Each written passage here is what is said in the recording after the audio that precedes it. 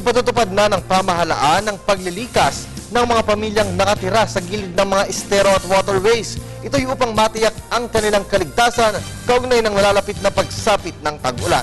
Narito ang report ni Alvin Baltazara.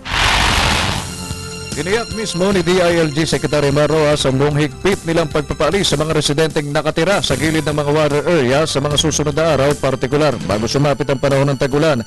Ayon sa kalihim, inisyal na 12,000 mga residente na pawang nakatira sa palibot ng San Juan River ang una nilang target sa paglilikas sa gitna ng nakaambang peligro sa sandaling umatake na ang sunod-sunod na bagyo.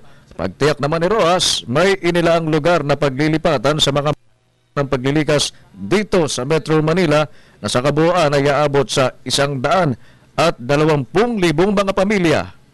Napakaganda na programa ni Pangulong Pinoy na halimbawa dito sa Kamaynilaan, there are about 12,000 ang first batch. 12,000 sa may San Juan River ito na alam naman natin taon-taon ay binabaha sila, inaanod sila. Kaya nagkakaroon na ng programa, may paglilipatan sila, kombinasyon ng off-site, near-site at on-site.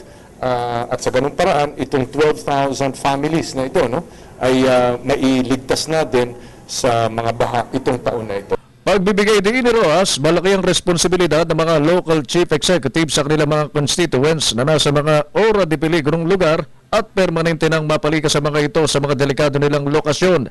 Babala ng DILG Chief, may pananagutan ng mga leader ng isang syudad o bayan kapag may nangyaring hindi maganda sa kanilang mga nasasakupan, lalo na sa panahon ng kalamidad.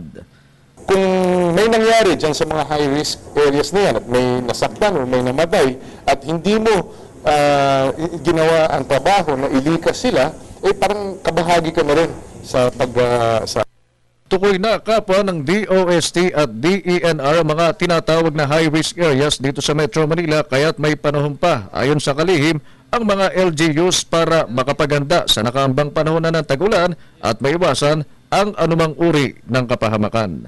Para sa Telebisyon ng Bayan, Alvin Baltazar.